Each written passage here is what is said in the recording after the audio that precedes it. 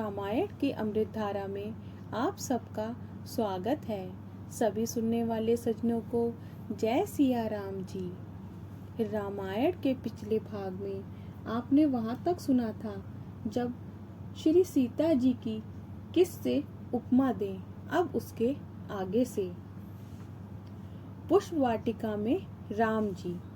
रामायण बालकांड भाग 9। सियापति रामचंद्र जी की जय, पवन सुत हनुमान जी की जय, उमापति महादेव जी की जय, जय जय सीताराम जी। दोहा। सिय शोभा हिय वरनि प्रभु, आपनि दशा विचारी, बोले सुचि मन अनुज सन, बचन समय अनुहारी। सियापति रामचंद्र जी की जय, वचन समय अनुहारी। सियापति रामचंद्र जी की जय। प्रभु सीता जी की शोभा का मन में वर्णन कर अपनी दशा को विचार कर पवित्र मन से लक्ष्मण जी से समय अनुकूल वचन बोले। हे भाई, ये वही जानकी हैं जिनके कारण धनुष यज्ञ की रचना हुई है। पार्वती जी का पूजन करने के लिए सखियों के साथ लेकर यहाँ आई और फुलवारी को प्रकाशित करती हैं, जिसकी अलौकिक शोभा को देखकर स्वभाव से ही पवित्र मेरा मन मुग्ध हो गया। इसका पूरा कारण तो ब्रह्मा ही जाने। यह सहज स्वभाव है कि वे मन से कभी बुरे मार्ग में पाँव नहीं धरते। मुझे तो अपने मन का पूरा भरोसा है कि जिसने स्वप्न में भी पराई स्त्री को नहीं ताका, जो शत्रुओं को रण में पीठ नहीं दिखाते, पराई स्त्री जिनके मन और दृष्टि को नहीं खींच पाती, तथा मांगने वाले जिनके यहाँ नहीं सुन पाते, ऐसा उत्तम पुरुष संसार में कम है। दोहा। करत बत कहीं अनुज सन, मन सिय रूप लुभाने, मुख सरोज मकरंद छवि, करई धनुप इब पान। सियापति रामचंद्र जी की जय, करई धनुप इब पान। सियापति रामचंद्र जी की जय। रामचंद्र जी बातचीत तो लक्ष्मण जी से कर रहे थे, पर मन सीता जी के रूप पर लुभाया हुआ था। सीता चकित होकर चारों ओर देख रही हैं। मन में चिंता है कि राजकिशोर कहाँ गए। तब सखियों ने लता की आड़ में श्याम और गौड़ वन के राजकुमार दिखाए।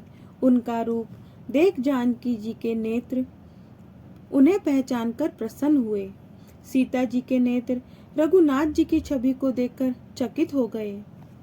पलकों ने भी गिरना छोड़ दिया। नेत्रों के मार्ग से राम जी को हृदय में लाकर सीता जी ने पलकें बंद कर ली। जब सहेलियों ने जानकी जी को प्रेम के वश जाना, तब वे मन में सकुचाई पर कुछ कह न सकी। उसी समय लता कुंज में से दोनों भाई प्रकट हुए, मानो दो निर्मल चंद्रमा बादल रूपी पट को खोलकर निकल आए हों। दोनों सुंदर भाई शोभा की सीमा है। नीले और पीले कमल के समान शरीर है, सिर पर मोर पंख सुशोभित है। उनके बीच बीच में फूलों की कलियों के गुच्छे गुथे हुए हैं। माथे पर तिलक और पसीने की बूंदें सुशोभित हैं। कानों में सुंदर आभूषणों की छवि छा रही है। टेढ़ी भौहें, घुंघराले बाल और नए कमल के समान नयन हैं। सुंदर ठोड़ी, नाक और गला है। हंसी की शोभा मन को मोह लिए लेती है। मुख की शोभा तो मुझसे कही नहीं जाती, जिसे देखकर बहुत से कामदेव लजा जाते हैं। हृदय पर मणियों की माला है। लंबी भुजाएं हैं, जिसके बाएं हाथ में फूलों से भरा हुआ दोना है। हे सखी, वह सांवला कुंवर तो बहुत ही सुंदर है। दोहा। के हरि कटिपट पीत धर, सुषमा सील निधाने, देखी भानुकुल भूषण ही, विसरा सखिन अपान। सियापति रामचंद्र जी की जय, विसरा सखिन अपान। सियापति रामचंद्र जी की जय। सिंह सी पतली कमर में पीताम्बर धारण किए, शोभा और सील के स्थान सूर्यवंश के भूषण रामचंद्र जी को देखकर सखियां अपने आप को भूल गईं। धीरज धरकर एक चतुर सखी हाथ पकड़कर सीता जी से बोली, पार्वती का ध्यान फिर कर लेना, राजकुमारों को क्यों नहीं देख लेती। सखियों ने जब सीता जी को विवश देखा तब सब डरकर कहने लगी, बहुत देर हो गई है, कल फिर इसी समय आवेंगी। ऐसा कहकर एक सखी मन में हंसी। सखी की गूढ़वाणी सुनकर सीता जी भी लज्जित हुई और विलम्ब हुआ जानकर माता का डर माना।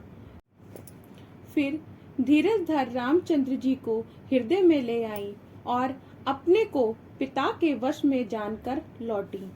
पशु पक्षी और वृक्षों को देखने के बहाने से सीता जी बारंबार लौटती थी और रामचंद्र जी की छवि को देखकर प्रीति बढ़ती जाती थी।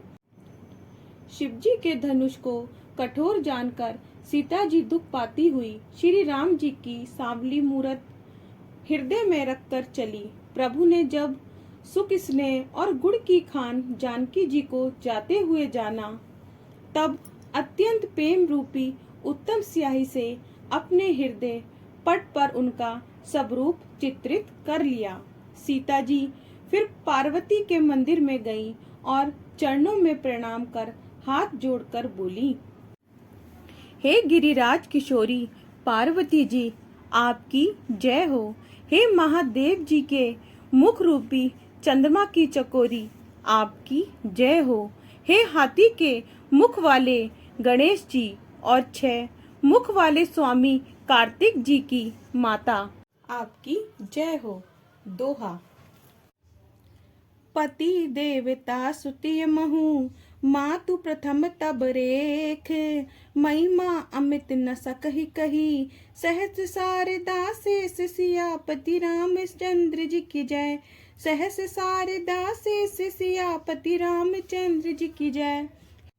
हे माता, पति को देवता मानने वाली श्रेष्ठ स्त्रियों में आपकी पहली गिनती है। हजारों सरस्वती और शेष भी आपकी अनंत महिमा का वर्णन नहीं कर सकते। हे वर देने वाली, हे त्रिपुरारी शिव जी की प्रियतमा, आपकी सेवा करने से चारों फल सुलभ हो जाते हैं।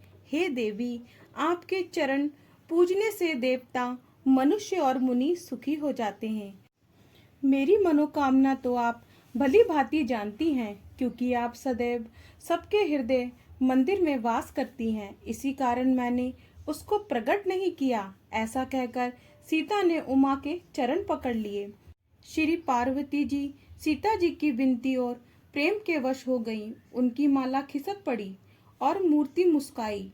वह प्रसाद सीता ने आदर सहित सिर पर धारण किया। पार्वती जी का हृदय आनंद से भर गया और वे बोली, हे सीता, हमारी सच्ची आशीष सुनो, तुम्हारी मनोकामना पूर्ण होगी। नारद जी का वचन सदैव पवित्र और सत्य है। वही वर तुम्हें मिलेगा जिसमें तुम्हारा मन अनुरक्त हो गया है। आगे का भाग कल। जय सिया राम जी। अगर आपको पसंद आए तो लाइक, शेयर एंड कमेंट्स कीजिए और हमारे चैनल को सब्सक्राइब कीजिए।